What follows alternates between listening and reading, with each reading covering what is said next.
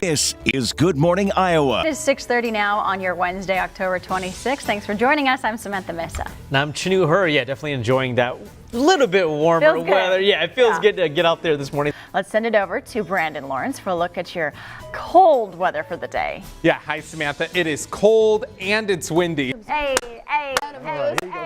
Catch.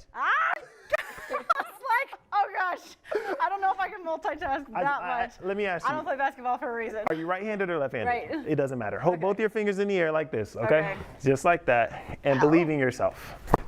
I believe. Hey, we're supporting. Yeah. What's your message to kids who have been intimidated by skate parks? My message isn't to those kids. My message to the locals. Welcome them in. Yeah. Don't let them be intimidated. You know, be a big brother, big sister to those kids just starting out. I see that setup in front of you. Tell us about your business that you started together. Denise is a farmer, I'm a bartender, and we started growing everything that we would need to put together these really beautiful drink mixers and garnishes. We're talking about mindset and why what we tell ourselves is so powerful when it comes to our health. Mindset's so important. Our beliefs become our realities, right? So our inner voice is so powerful. I love that your show is both in Spanish and English, and you get the crowd involved in all your shows. So welcome to Des Moines. Thank you. Thank you. Tell our viewers more about your show. How did it all come together? Yeah, well, it started because I began my career as a teacher. I worked in public schools, and I grew up with this story, speaking Spanish at home, English at school. It is a great weather night for Friday Night Football. Local 5 sports reporter Jake Brand is in Huxley with a preview of our game of the week. But first, Taylor, what exactly can football fans expect tonight? Yeah, perfection is what they can expect. I wanted someone to jump out and surprise you. There's a skeleton behind you that doesn't look too friendly, so I don't get too comfortable if I was you.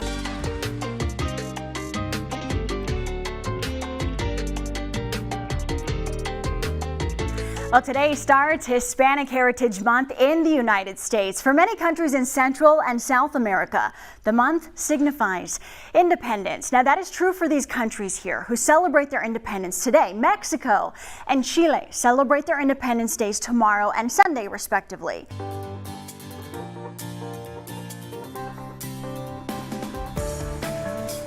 All right, everyone, let's head back out live to the Iowa State Fair, joined by Samantha Mesa. She's going to share a little bit about her family's roots at the Iowa State Fair. Samantha, I had no idea that any of this happened. Oh my gosh, tell us all about it. I know, it's crazy, right? Okay, so rounding out this last day of the Iowa State Fair, I wanted to share some family connection with you. So while this fair is my second fair experiencing all the great things about Iowa, when I moved here last year, Chanu, this is crazy. I learned my great-grandparents met here in Iowa, and I've shared with y'all, I come from mixed family, Mexican, Irish, and French. The Irish and French side. Roy and Lolita Coates, great-grandparents, met here and started part of my family in Oskaloosa, Iowa. This experience here at the fair has further shown me that our communities are diverse and surprising in how we are more connected than we could imagine. So I close out today sharing a little bit about my family history and thanking all of you at home for accepting me into your homes. I am trusting your word, okay?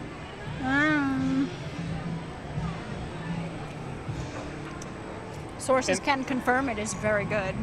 And you did just try the alligator. It is the last day of the Iowa State Fair. I think a lot of us are saying, how did that happen so fast? Quite a lot happened in the course of these days. Gary Slater joining me now, the CEO and manager of the Iowa State Fair. Former President Donald Trump is set to hold a rally in Iowa ahead of the midterms. A new poll shows a majority of voters disapprove of the former commander-in-chief. 52% of Iowans who responded to this poll say their views on Trump are very or mostly unfavorable. Trump won Iowa's 6 electoral votes in the 2020 election, but lost to Democrat Joe Biden. Turning to local 5 politics, Election Day is less than 5 weeks away, and 2 key debates took place yesterday to secure Iowa voters on key issues. One being the key race for the 3rd congressional district between Democratic incumbent Representative Cindy Axne and Republican State Senator Zach Nunn. We're hearing from Congresswoman Ashley Hinson for the first time since being released from the hospital. On a press call today, she made it clear debt relief for farmers and debt relief for students are different. With just 3 days until the midterm elections, Democrats bringing out the heavy hitters. President Biden in Illinois before traveling to Philadelphia for a rally where he'll be joined by former President Barack Obama. Former President Donald Trump will also be in Philadelphia at a rally for Republican Dr. Mehmet Oz. Here's ABC's Mary Alice Parks with the details. In just a few hours, Republican South Carolina Senator Tim Scott is coming to Des Moines on his Faith in America tour. Now, Scott is among a number of Republican politicians visiting the state ahead of next year's election. The House Select Committee using taped testimony from 10 of former President Donald Trump's closest advisors. They presented findings that Trump knew he'd lost the election, but continued peddling claims that it was stolen from him. Now, allegations of voter fraud, the committee says, emboldened Trump's supporters to attack the Capitol on January 6th. One of the biggest speeches of his presidency set to be delivered before a joint session of Congress tonight. It comes amid a standoff with Republicans over raising the nation's debt ceiling. And as polls show, a majority of Americans do not approve of the job he's doing as president. We are Iowa. The Iowa Department of Natural Resources is asking for help to track gray foxes, which are going down in population. It's offering a $400 bounty to trappers who catch a gray fox and contact the Iowa DNR. Now to the NFL, showing love for Damar Hamlin. The Buffalo Bills safety was rooting for his teammates from his hospital bed during his remarkable recovery, while players and fans across the nation were rooting for him. ABC's Trevor Alt has more. Turning now to the Russian invasion of Ukraine, you're taking a live look this morning at Maidan Square in Kyiv. It is a somber time in Ukraine. This is the first anniversary of Russia's invasion of that country. And this morning, the world is marking 1 year. From New York to parts of Europe to Australia, people gathering in support of the war-torn country. We are following breaking news this morning on Des Moines' south side of an active scene early in the morning. This is near Southeast 3rd and McKinley Avenue. We have been following this. We are waiting to hear back from police on exactly what happened. We've reached out to the Des Moines police early in the hours for any information on what's behind the active scene in that neighborhood. We have more team coverage with meteorologists Brad Edwards and Taylor Canoost in the studio. But first, let's check in with Samantha Mesa live in Jefferson tonight, where there is plenty of damage. Samantha. Here at the Johns family home in Jefferson, everywhere you look, you see the destruction that this tornado left behind. You hear that generator in the background. That is the only thing keeping this family powered. You see trees just trapped, snapped, crushing debris against the home. And this is the crew. This is what's helping the family get through now. This is family and friends, really the only support system at this point. The home they live in has no power right now. It could be up to 2 weeks before they get power restored. I'm told several of those asylum seekers have been sent to their respective destinations, several going to families in cities across the nation. Lawyers and advocates tell CBS 4 27 people, including children, were processed across the border fairly smoothly today without any major issues. Now the question is, what is going to happen tomorrow? I'm standing along this soggy shoreline. This is where mosquitoes are laying their eggs, an area that kids usually play. You can hear the traffic is moving quick. It's this time of the day. Tow trucks, they're getting a lot of calls from people that need help, from flat tires to breakdowns. Critical time to pay attention to anyone working on the road. For truck driver Troy Capone, his truck was smashed when a driver failed to move over. Local 5 anchor Samantha Mesa spoke with a family who lost their son to an overdose. They hope to help others survive addiction and find recovery in healing.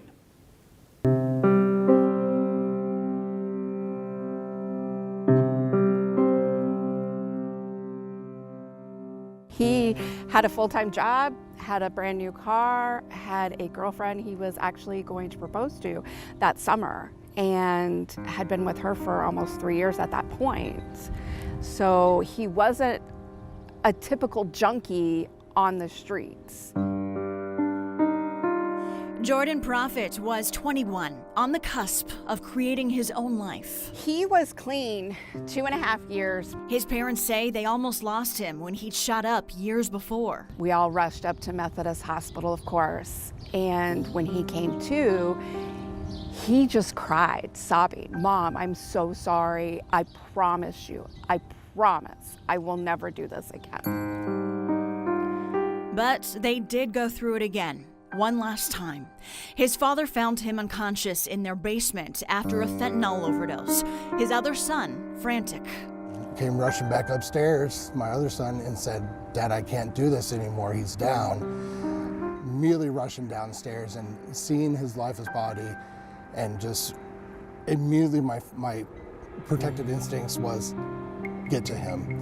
He was face down, and when I turned him over, as sad as this may be, I already knew he was gone. I tried to revive him. He, like I said, there was at one point that I thought he was grasping for air, and I stopped and I leaned down to hear it, and nothing.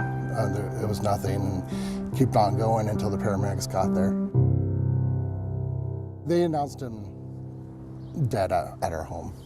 Jordan was turning to drugs, numbing the stresses and pains of life, a path specialists say many experience. And today his parents' hearts are heavy. Looking back, they recall he was going through a lot of loss during that time, and drugs became a form of self-medicating. Jordan and his friends started off of marijuana, and it went to pill prescriptions, and it just went to what's going to be the next high. Before his deadly overdose, he was sober almost 3 years. The turning point, losing his best friend in 2016. He was the first one of the group of friends to go. And we should have, and I regret this, we should have kept a closer eye on him. I just had blinders on. His mother, Diane Prophet, says that loss of friendship wore down Jordan's spirit. We knew he was going through a lot. He just didn't know how to process it. And he went back to what he knew would take away the pain, take away the memories for that little bit of time. And it took him that night. That night, the dose that he had, that heroin was laced with carfentanil, which is an elephant tranquilizer.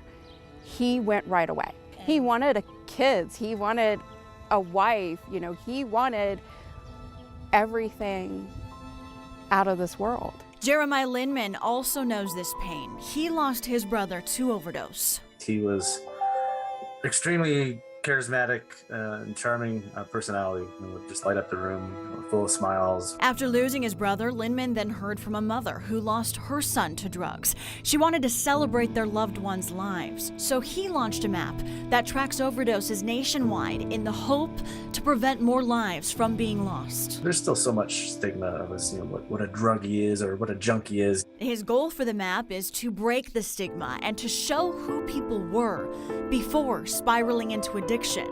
Lindman believes pain medication can become a crutch dealing with life stressors for anyone.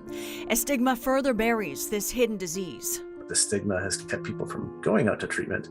It is an issue. Treatment does work and recovery works, and showing compassion, to help people get there, I think will go a ways.